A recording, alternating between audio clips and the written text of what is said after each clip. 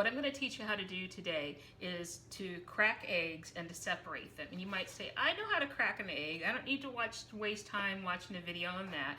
Okay, but bear with me because I'm going to show you a little bit more.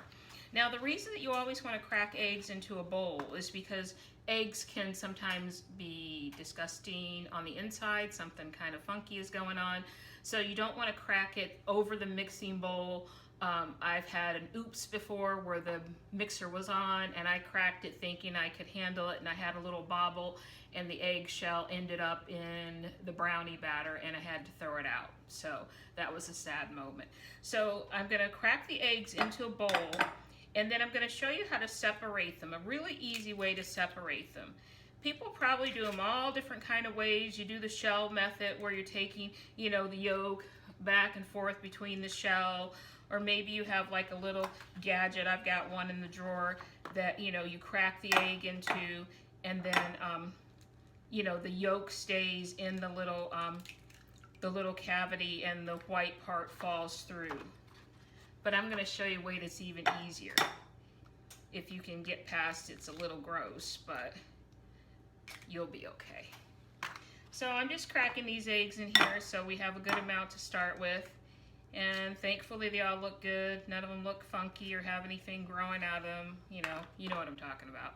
So what you're going to do is I've got a second bowl here. So I've got the big bowl and I've got a little bowl. And with clean hands, I washed my hands before I started, you just tilt the bowl and you scoop your hand down in there. That's where it's a little gross.